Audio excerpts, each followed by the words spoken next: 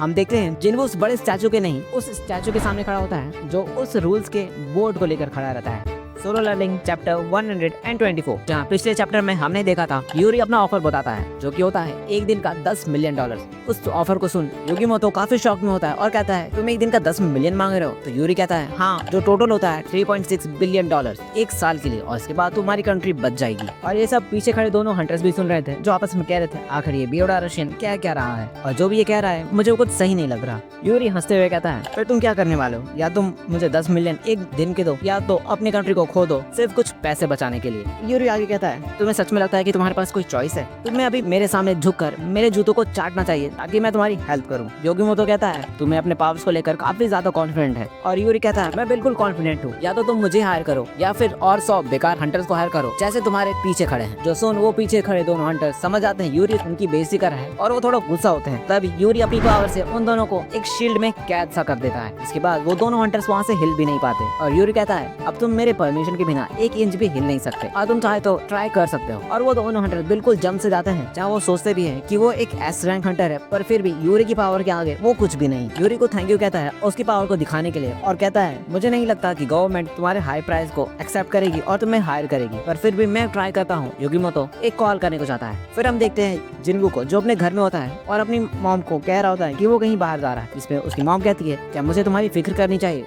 जिसपे जिन्वो कहता है बिल्कुल नहीं, मैं कुछ देर में ही वापस लौट आऊंगा। और फिर जिन्वो वहाँ से चला जाता है। वो कार्टन टेम्पल का की दिखता है जिसके गेट के बारे में बस 1 मिनट में ही पता चल जाएगा, और उसका टाइम खत्म होते ही जिन्वो उसी जगह पे पहुंचता है जहाँ पे वो गेट खुला है। और वो गेट खुला था जिना के स्कूल में, जहाँ कुछ हंटर एसोसिएशन के लोग भी थे और वो आपस में बात कर रहे थे। पहली बार हुआ है कि एक ही जगह पे दोबारा गेट खुला है जहाँ जिन्वो पहुंचता है, और जिसे देख वो लोग थोड़े शॉक होते हैं कि जिन्वो यहाँ पे क्या कर रहा है। जिन्वो पूछता है आखिर ये गेट कब से खुला है। वहाँ खड़ा एक इंसान कहता है कि 3 दिन से। जहाँ जिन्वो को ये सुनकर थोड़ा शॉक लगता है कि ये गेट 3 दिन पहले खुल चुका है, पर सिस्टम ने बस उसके लोकेशन को बताया था, ना कि ये बताया था कि वो गेट कब खुलेगा। जिसके बाद वहाँ खड़ा इंसान कहता है कि ये बस एक मामूली सा C रैंक का गेट है, घबराने की कोई बात नहीं। और जिन्वो पूछता है क्या इसके अंदर कोई गया है, तो वो खड़ा इंसान कहता है कि हाँ 1 घंटे पहले ही एक हंटर्स का ग्रुप इसके अंदर गया था। और जिन्वो कहता है हमें इस रेड को बंद करना पड़ेगा और उन लोगों को बाहर निकालना पड़ेगा, वरना वो सारे लोग मारे जाएंगे। और ये कहते हुए जिन्वो उस डंजन के अंदर चला जाता है। और फिर हम देखते हैं डंजन के अंदर का सीन, जहाँ वो सारे हंटर्स उस टेम्पल के गेट के सामने खड़े हैं, जहाँ वो काफी ट्राई कर चुके हैं उस गेट को खोलने के लिए, पर उनकी सारी कोशिश नाकाम होती है और उस गेट एक खरोच तक नहीं पहुंचा पाते। इसके बाद वहाँ पे जिन्वो पहुंचता है और कहता है ये एक जाल है, तुम लोगों को यहाँ से जाना होगा। और वहाँ पे खड़े हंटर्स कहते हैं आखिर तुम हो कौन? तो जिन्वो कहता है मैं वही हूँ जिसने एक डबल डंजन को सर्वाइव किया है। इसके बाद उनमें से एक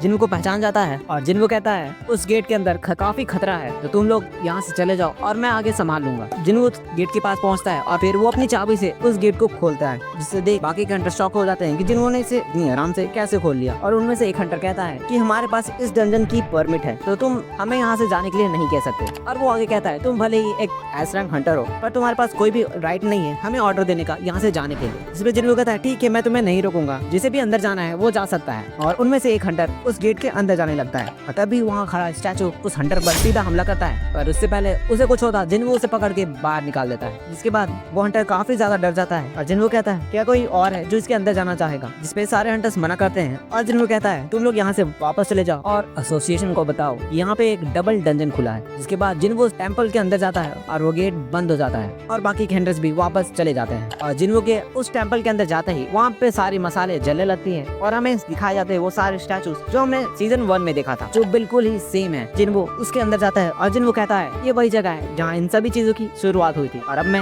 वापस आ चुका हूँ। पर इस टाइम चीजें काफी अलग है, और मैं फील कर सकता हूँ ये स्टैचूज ना तो कोई बीस्ट है और ना ही कोई जिंदा चीज, और ये सब बस कठपुतलियां है। और इस पूरे रूम में सिर्फ एक ही चीज से माना निकल रही है। जिन्वो स्टैचू के सामने जाता है और जिन्वो कहता है तो तुम हो जो इन सबको कंट्रोल कर रहा है, क्या तुम अभी भी अपना मुंह बंदी रखोगे, और क्या तुम्हें अब नहीं लगता कि तुम्हें अब सारे जवाब देने चाहिए? हम देखते हैं जिन्वो उस बड़े स्टैचू के नहीं, उस स्टैचू के सामने खड़ा होता है जो उस रूल्स के बोर्ड को लेकर खड़ा रहता है। उसके बाद हम देखते हैं उस स्टैचू का आँख खुलता है और उसमें से आवाज आती है तो तुम फाइनली यहाँ पे आ चुके हो। और ये चैप्टर यहीं पे खत्म हो जाता है।